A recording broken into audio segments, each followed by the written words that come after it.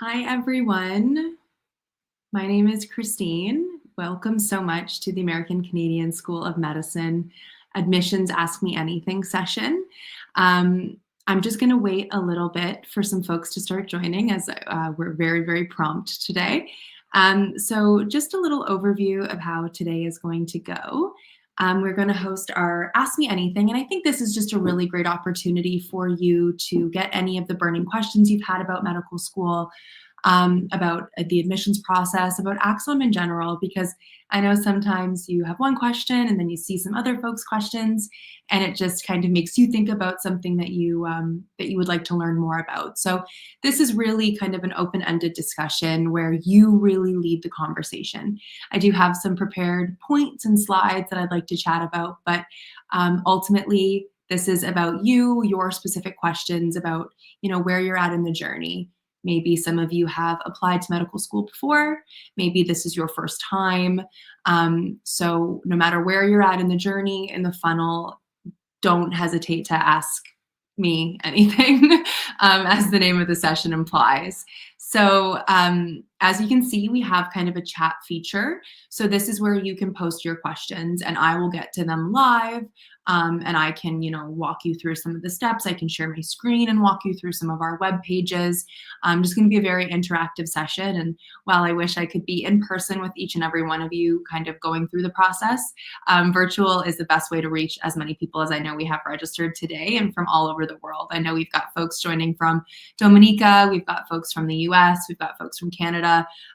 So feel free to introduce yourself in the chat function, list a little bit about yourself, where you're calling from, where you're joining from today. And then we can get started with kind of some questions. And I see Nancy from Dominica already has a question. She came prepared, so I'll make sure to address her question first as we go through the next step. So I'm just going to do kind of a bit of an overview about ACSOM. Maybe if you didn't come with a question, it'll help you think of a question that you might have, and then we can go from there. So just a little bit about me, who you're going to be hearing from this Hi, Nancy. Who you're going to be hearing from this evening. My name is Christine. I am the enrollment coordinator here at ACSOM. So I'm actually located in Canada. I'm in a small town about halfway in between Toronto and Ottawa. It's called Peterborough. Hi, Angelina. Welcome from Tampa, Florida. Probably much better weather than I have here in Canada, but it's almost springtime. So yes, I'm in Canada, but I can answer the questions for the Dominican citizens, for US students, from Canadian students. So I'm happy to answer any questions that you might have. I do have my Master's of Education. I've been working in admissions and recruitment my entire career, so about a decade now. And my real passion is just supporting students in finding the best educational fit for them, whatever that looks like, and advising you through the process. So that really is where I am most fulfilled, is helping students kind of realize their dreams.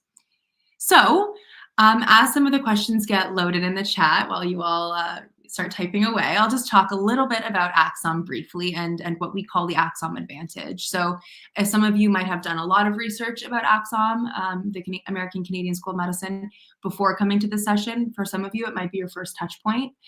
Maybe you are looking at local schools and those decisions just came out, so you are starting to pivot, and that's okay. Everyone's journey to medicine is different.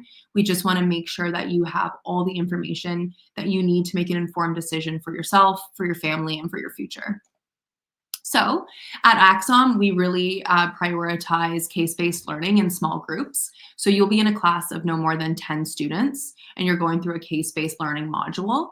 Each of these small classes will be led by a physician tutor, and they work with you throughout the course of the module. So we start with the foundations of science, into attack and defense, homeostasis 1, homeostasis 2, kind of a scaffolding approach, and we're building on systems and organs, so you can really learn how you would, very similar to as you would kind of in a hospital. So very clinically integrated, very contextual. So everything you learn in the morning, you will, in your case base, you'll then immediately get to apply in some of our state-of-the-art facilities, such as our simulation lab, our digital anatomy lab.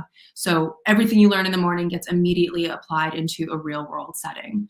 So this is a modern North American curriculum that offers course-based learning, early clinical exposure, and research opportunities. And it's really showcasing in our clinicals. Right now, our students are excelling in their clinical rotations, and they are just a lot more in line because it's such a modern North American curriculum. They're really able to adapt to the fast-paced environment, and they are kind of outlearning their and outperforming their US trained peers, which is really great to see. It's a testament to how strong our curriculum is, and how the small group learning in the clinical context really is paying off in the hospital setting. So we are the only private not-for-profit medical school in the Caribbean. So we focus on social, global, and Indigenous programming, and you're going to have some expert educators to provide you mentorship throughout every point of your academics. So from day one, you'll have wonderful physicians that are teaching you. You'll have our Dean of Academics is very hands-on, and he is a wonderful resource and mentor for all of our students. And then if you're looking to practice in Canada, we have the former CEO of the Canadian residency match on our team who will help you with that process, matching back in Canada. And alternatively, in the US, our founder, Dr. Arvin Bagapour, and our Dean of Academics actually have built residency programs in the US. So you've got really strong mentorship taking you to wherever you choose to practice. Okay, so most of you are here is to learn a little bit more about the admissions process. So again, I'll just give a high-level overview, and then we'll get into kind of the specifics.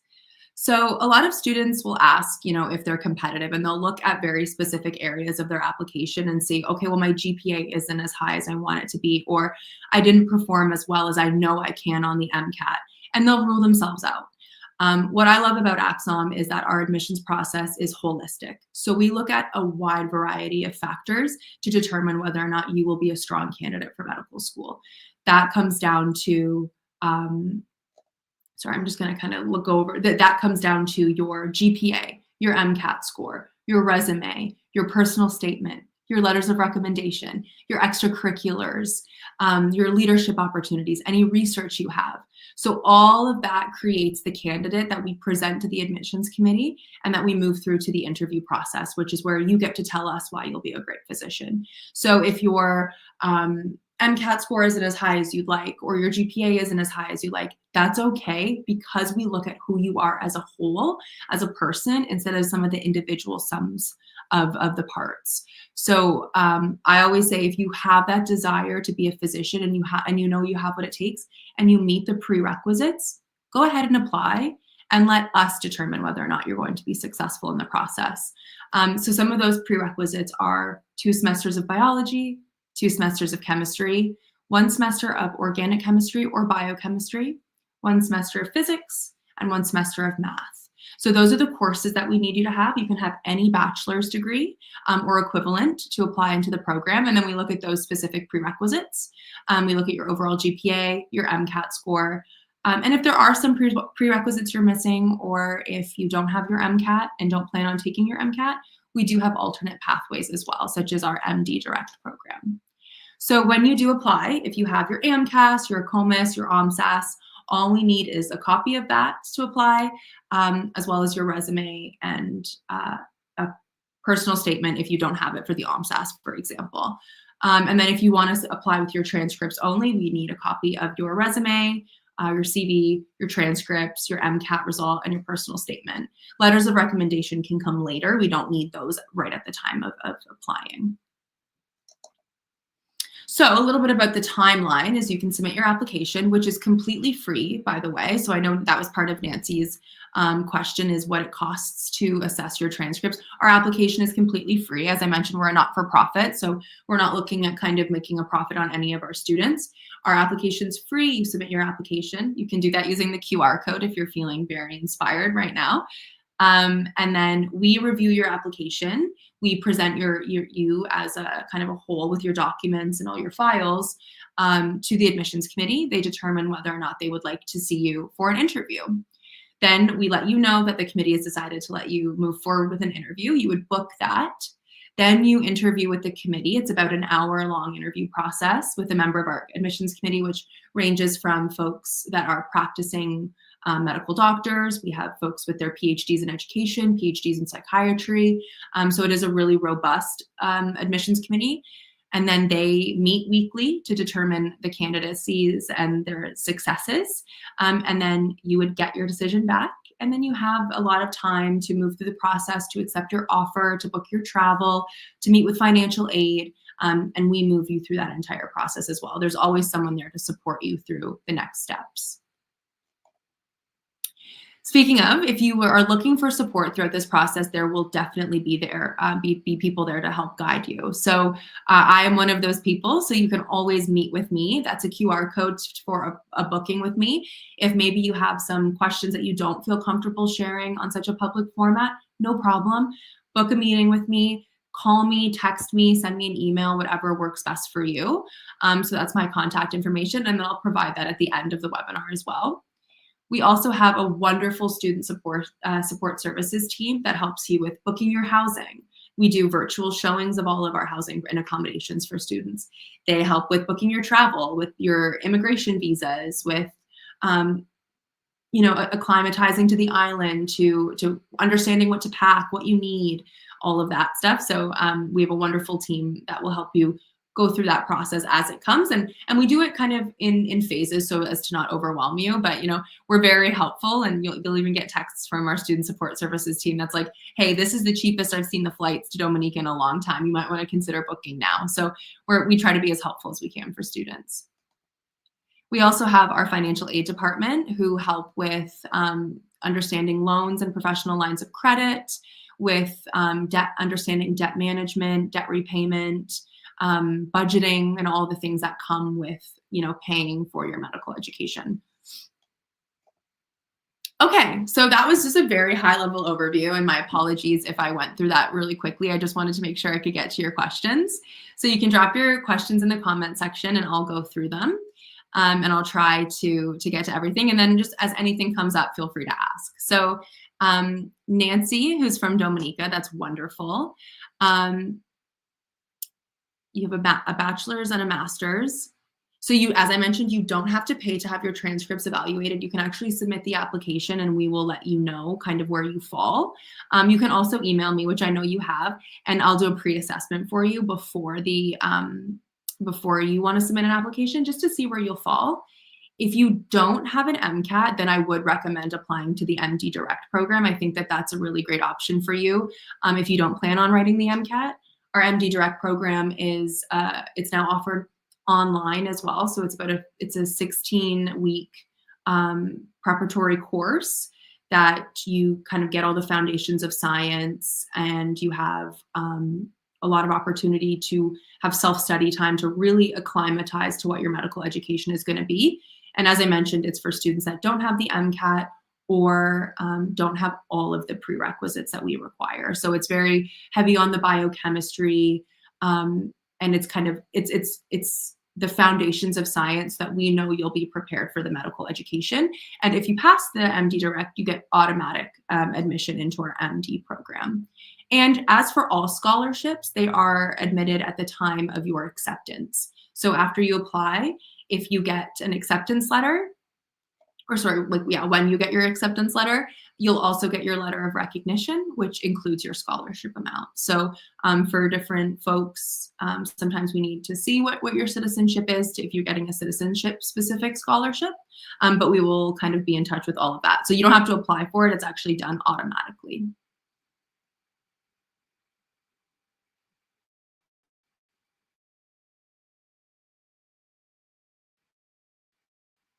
Yeah, actually.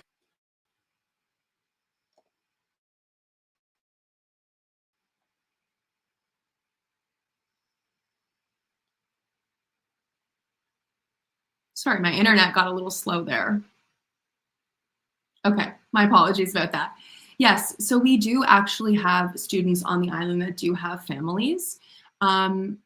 It is definitely, a family decision, and we do have information for partners of our students, so ways that maybe you can earn an income. We do have some folks that have partners that work remotely, so they're able to continue their jobs while their family member is in their studies. So we do have school systems in Dominica, and we send you all the information on schooling. If you have children, there is health insurance on the island that we provide, so that you have kind of access to health insurance while you're on the island. And it's 2 years in your clinical and your kind of preclinical studies. So in your basic sciences, it's years 1 and year 2, and then your clinical is years 3 and 4. So some folks, leave their families for those 2 years if they're able to, and then they'll go back to the US or Canada for their clinicals. So it really is a family decision and what works best for you. But we do have folks on the island that do have families, and I'm more than happy to connect you with some of the Daniel, if you'd like to chat further with me, we can kind of connect you with some of the resources that are available for students that have their families with them.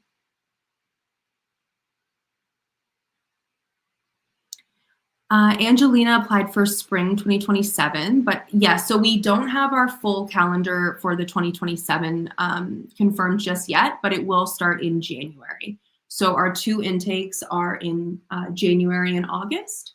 So in 2026 of August, we'll start in the last 2 weeks of August for our MD program. And then we have kind of a full academic calendar and calendar of dates for our August cohort. And then our January cohort will start roughly about the 2nd week of January as well. So we haven't released the formal dates yet, just because we work with holidays and balance some of the student visa time. So you have to be off island for a certain amount of time with some of the study visas. So we just work with that. And then when it gets released, it'll be on our website. So I can definitely keep you in touch when we release that academic calendar. You can be aware of kind of what the exact timelines are going to be. So our spring 2027 term, it's a bit misleading. Spring is January. So if you see it for January, then that is the spring 2027 term. Hi, Siwan from Cuba. That's wonderful. So if you have your transcripts and your MCAT and you are looking to apply, which you can actually, as I mentioned, you can do with this little QR code, you just would then need to upload a personal statement and a resume. And then we will be in touch about letters of recommendation. So if you have your transcripts and your MCAT and you're ready to go, you can submit the application and add your personal statements and your resume, and then you have everything that we need to review and move you into the next phase, which is meeting with the admissions committee and being reviewed to see if you'll make it to the interview stage.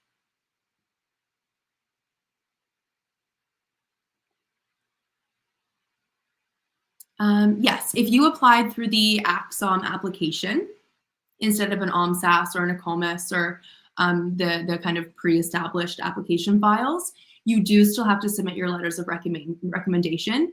You can either interfolio them from your referees, so from the folks that wrote those letters of recommendation, you can have them send them through interfolio to ACSOM, or you can have them email admissions@axom.edu.dm, and those can go directly from them to the admissions committee, and then they will upload it and add it to your file. So we do still require the letters of recommendation, but we just kind of, there are multiple ways to get those to us. So if you aren't able to submit them through kind of the application portal, then you can just email us directly or have them email us directly.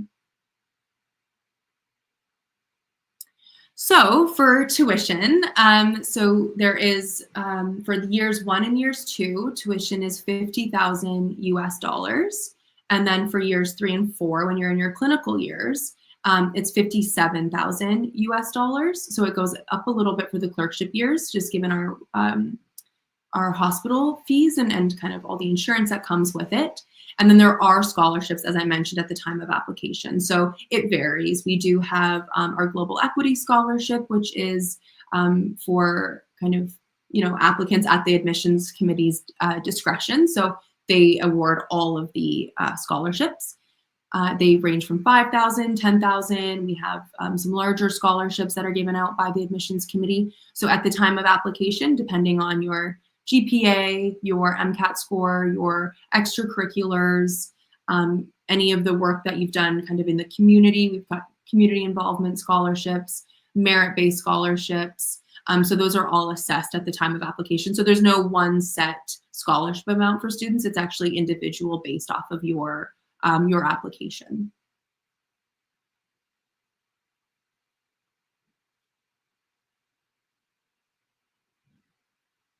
So to be required, like, excuse me, to be eligible for the scholarship for Dominican citizens, you do have to be a citizen of Dominica. So if you are not, then you're not eligible. So you'd have to have proof of citizenship for that scholarship.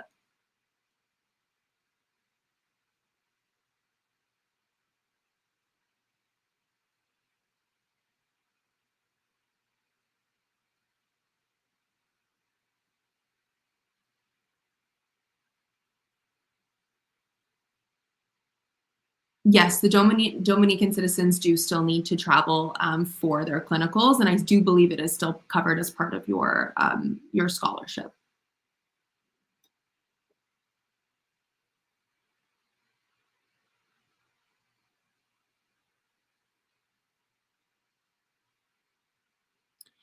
It depends. So we do have. So if you're offered a scholarship, but if you need or you want more, there are additional scholarships. Like we do have one. So let's say you're given $10,000 an admissions scholarship, for example. But if you need more, we do have our founder is Dr. Arvin Bagapur is very generous, and his goal is just to see as many students come through medical school as possible and to support them in that journey. He was a Caribbean medical school graduate, and he's been extremely successful in his career as an interventional radiologist in Texas. So he offers personal scholarships and endowments to students of about $2,000 or $2,500, prorated over all 4 years. So that is another kind of additional scholarship on top of the one that's assessed by the admissions committee. After that, we do really recommend meeting with our financial aid department and understanding potential loans and options for seeking, external scholarships or external loans. We offer loans through ACSOM as well, so we will kind of offer our students the loans through ACSOM and through our kind of loan provider. So that's an option. But we do kind of have a capped amount of scholarship money that we can give out. So we try to what you're offered is kind of, aside from the additional founder scholarship, that's all you're being offered in terms of scholarships at that point.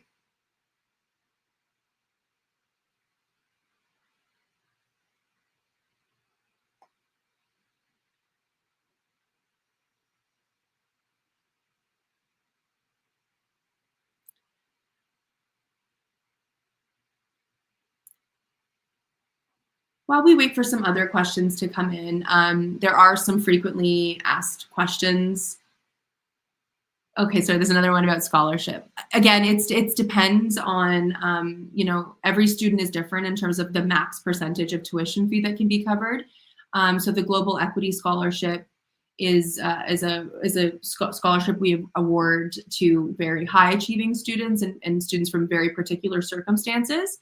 So that one is about 25% of the tuition over the, like 25% over the course of the 4 years. And that is our maximum scholarship.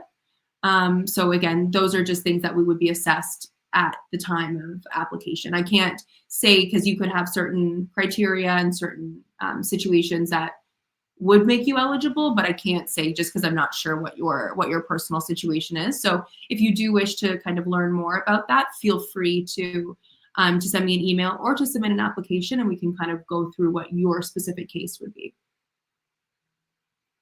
Yeah, Daryl, great question. So a typical day would be kind of starting the night before. So you would have a case that you review the night before, and then you go to your morning lecture. I believe it starts at about 8 o'clock. You have a morning group lecture with everyone from ACSOM in your cohort, and that will be a guest lecture. So depending on what if it's nephrology, you'll have a guest lecturer come in from, the US or Canada from top medical schools and talk about nephrology and give different guest lectures every single morning. But you'll start your day with that guest lecture, and then you'll go and you'll break off into your small group learning, where you will then go over the case from the night before that you learned. So you will review it. It'll be led by your physician preceptor, and you are kind of leading the discussion with your small group. So you work through the case, you work together through the case. We have lots of whiteboards and lots of ways for you to all work together to kind of get to the outcome. And your physician tutor is there to kind of egg you on and help support. And if you get stumped, they're there to work through it with you. But then you go through that case, and then there is a break for lunch. And then in the afternoon, you have your, I believe 3 times a week, it's your anatomy labs in the afternoon. And then 2 times a week, it's your simulation lab. So depending on which day, you'll then go and do your anatomy or simulation lab based off of the case that you just learned that morning. And then in the evening, you will kind of study some more and review the case for the next day. So every module is different in length and is capped with an exam to pass the module. And those questions are pulled from the NBME kind of test bank. So our students will study those based off of the content, and then also, prepare for the case the next day.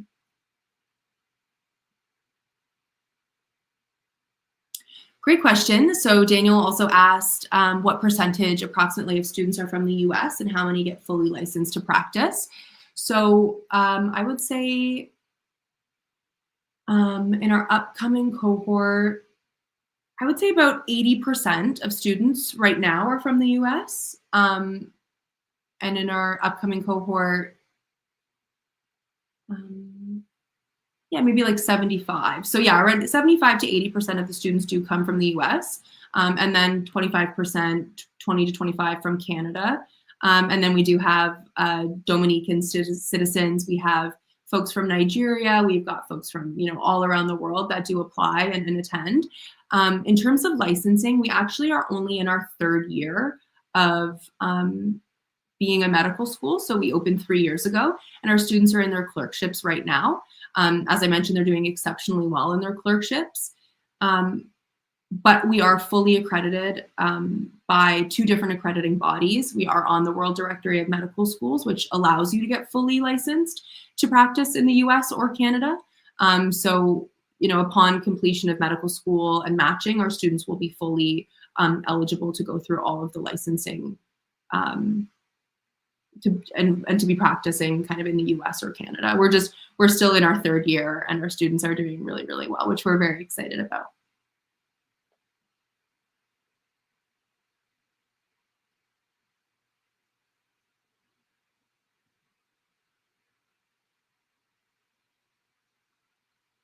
Okay.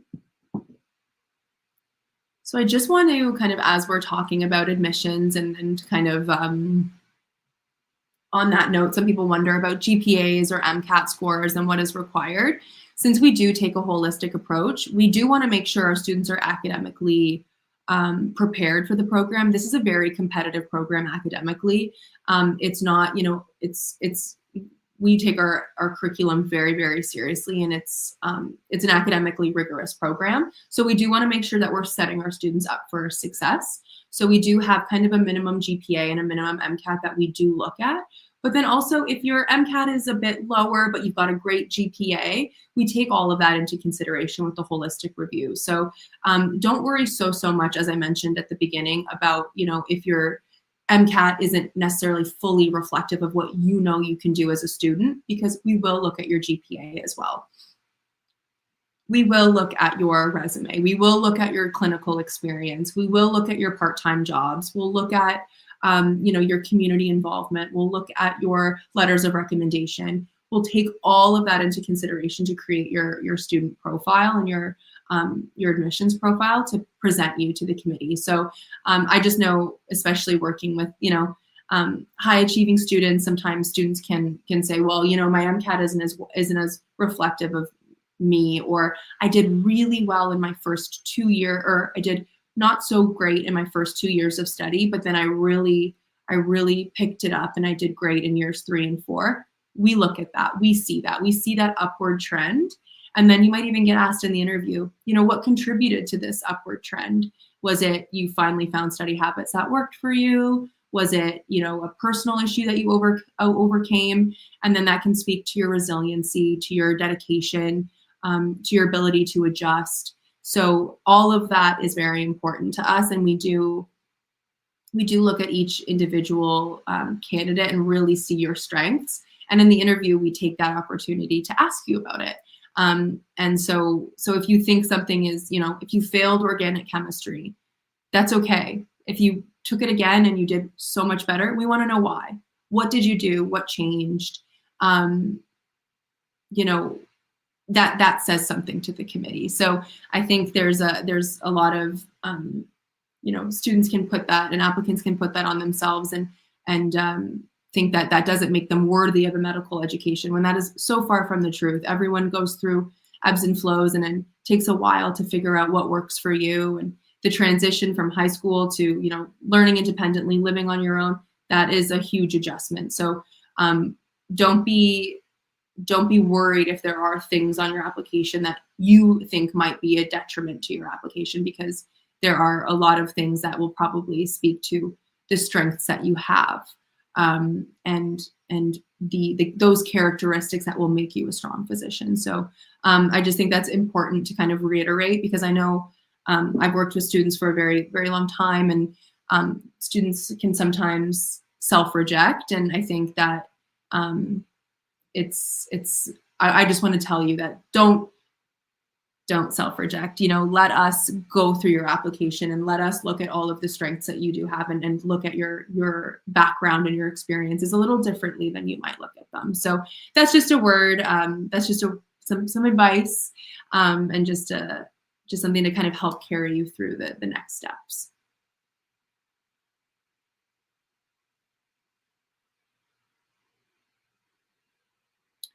Okay, are there any other questions? So I'll just give my contact information again, and I'll make that a little bit bigger. So if there's anything that you'd like to follow up with, Nancy, I know I need to follow up with you, so I will. So if there's anything that anyone wants to, yes, this is recorded, and you will get a recording of it since you registered, so it will get automatically sent to you when the session is done. And then all of our webinars are actually on YouTube. So if you have questions about the MD Direct program, we have a full webinar on it on our YouTube channel. If you've got questions about how to prepare for your interview, you can find that on our YouTube channel.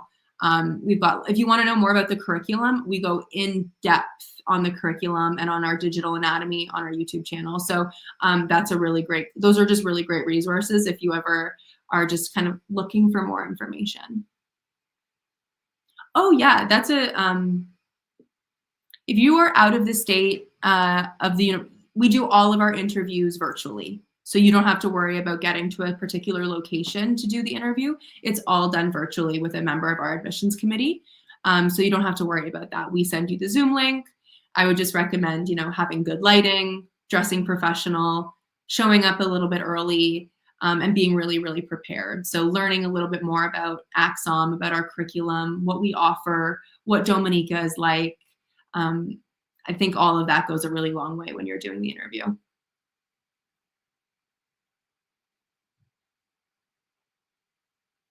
Oh, Daryl, I didn't see your question. So our last cohort was very successful in their step one. I believe the last cohort, I think we had a smaller cohort that wrote our first step one. So I'm actually not too sure about the full the step results, but I can email that to you. Sorry. So I will get that information to you, Daryl, because I know we've had a few since the last time. We had one more group write it since the last time I got my stats. So I just want to make sure I'm giving you the right number. But our students, the preparation for the USMLE is really integrated into our curriculum. So our students are very well prepared for it.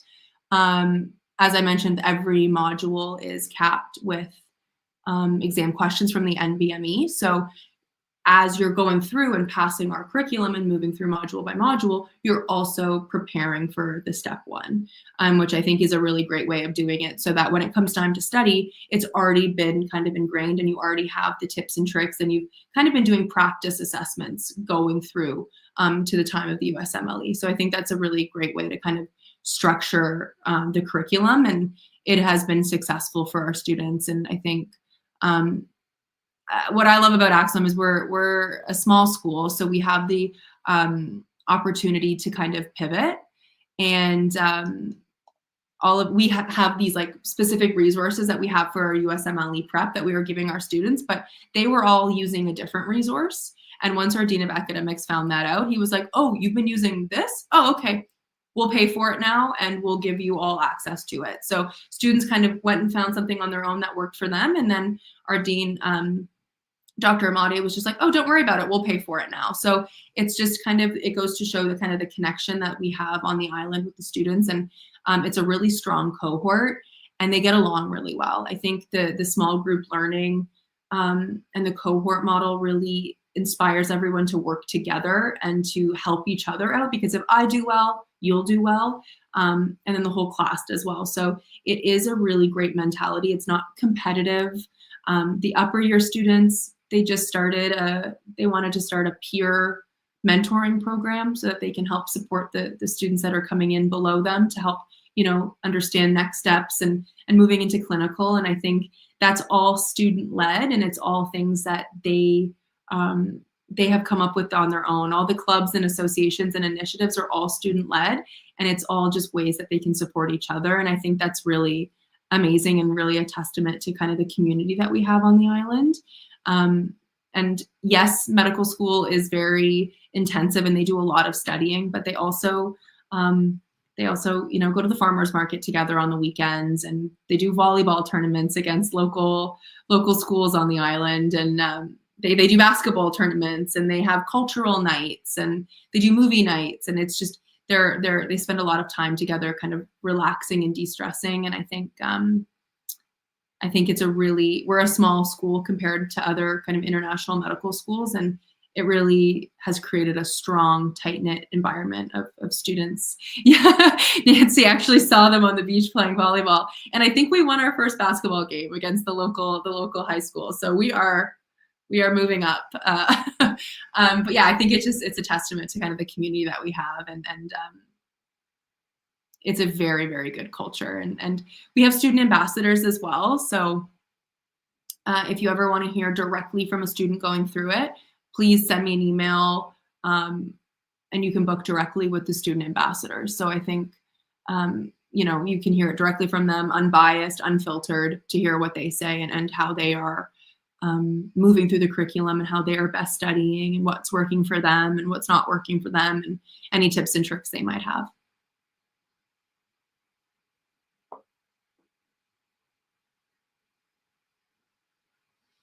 Okay, well, is there any other last minute questions before I wrap it up? I just want to be mindful of everyone's time. I know folks are probably quite busy, so.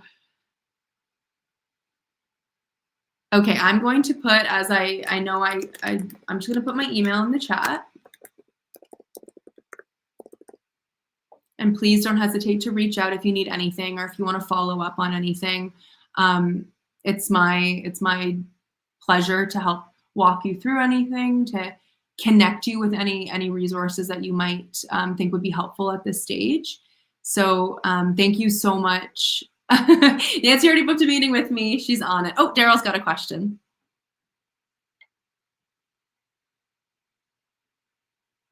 I actually am not too familiar with all of the other medical schools kind of internationally, such as in Guadalajara, as you mentioned, but I think